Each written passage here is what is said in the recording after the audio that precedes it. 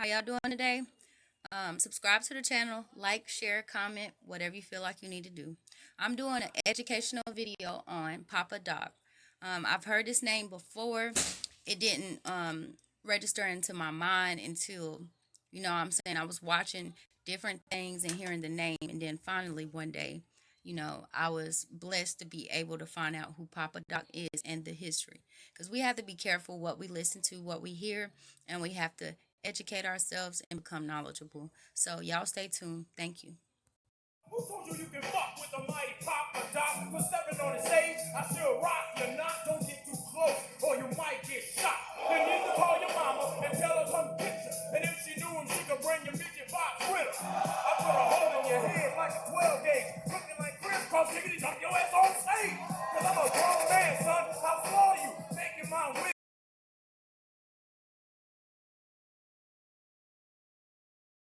Benoit's family, including his father, who is a judge, his wife, and infant son, remain in harm's way.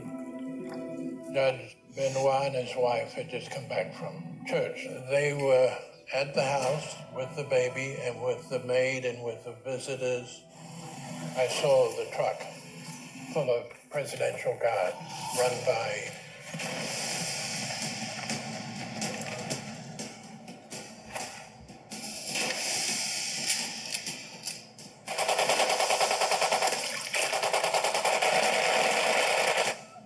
Everyone in the house is killed.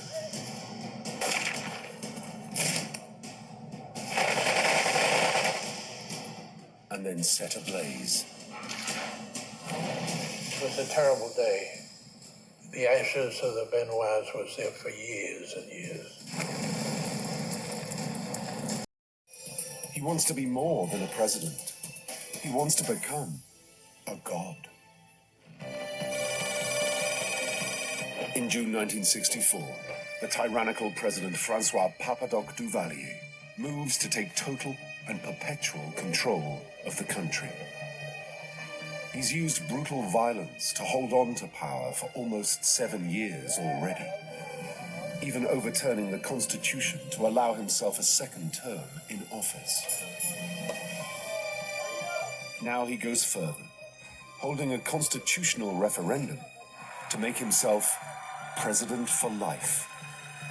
Unsurprisingly, he wins with 99.9% of the vote.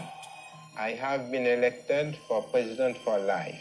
It is not my desire, but it is the iron will of the Haitian people.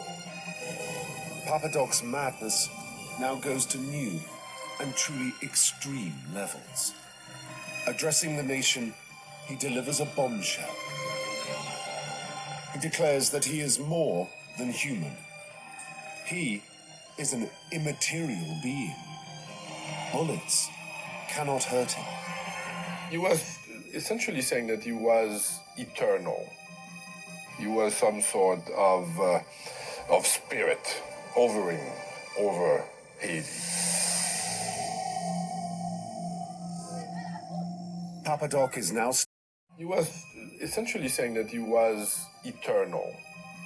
He was some sort of spirit hovering over Haiti.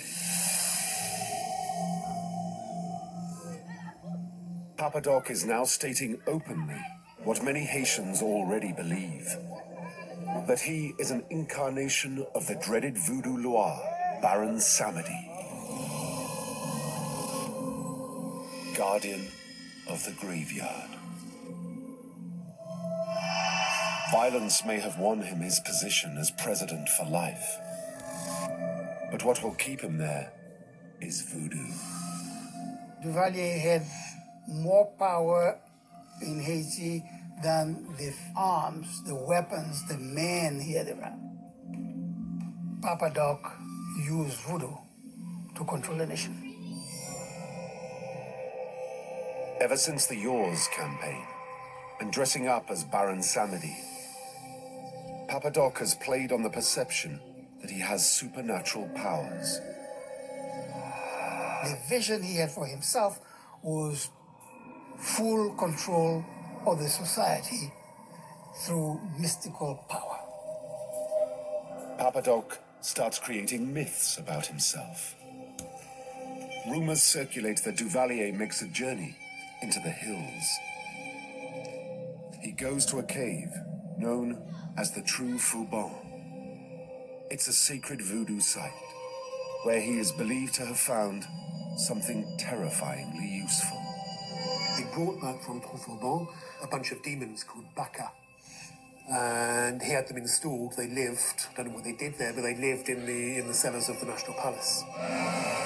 The idea that he's got these demons ready to unleash is quite a disincentive to revolt or rebellion.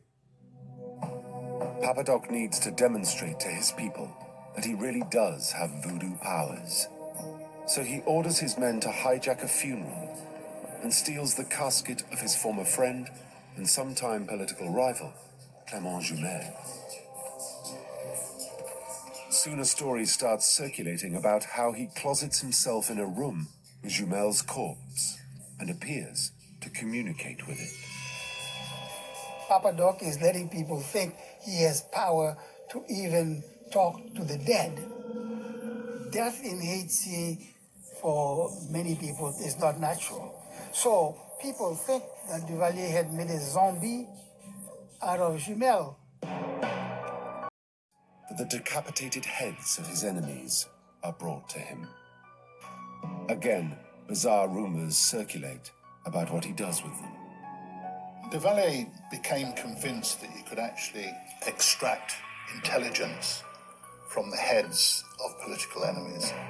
He would actually sit in the bath, sometimes complete with top hat, and consult the head of this opponent. The purpose of these rituals is to scare his uneducated and superstitious nation. Is Duvalier so mad that he actually believes in them too? Some who knew him say he does not. But what is beyond doubt is that he knows how to use it to rule until the end of his natural life. The trouble is, he's now in his early 60s, riven with diabetes, congestive heart failure, and brain damage from his coma in 1959. So now he sets about securing a legacy for himself and his brutally corrupt regime.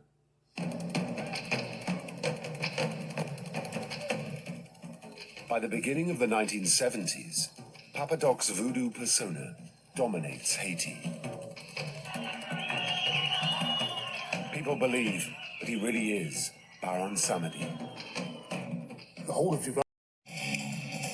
For 14 years, Francois Poppa Doc Duvalier rules over Haiti using violence and voodoo. I have been elected for president for life. It is the iron will of the Haitian people. He's a tyrant who forms his own private militia to kill some 30,000 of his people, including anyone who challenges his power. I think Duvalier was evil incarnate. If you talk to a psychologist, they would classify him as a psychopath.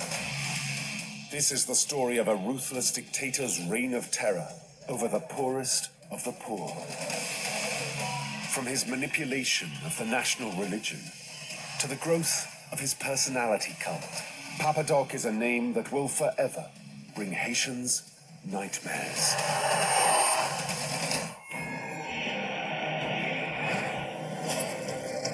Poppa Doc,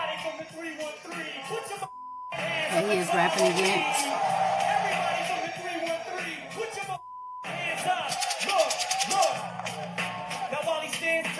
Notice that this man did not have his hands up. The free world's got you gassed up. Now who's afraid of the big bad wolf? 1, 2, 3 into the 4. 1 pot, 2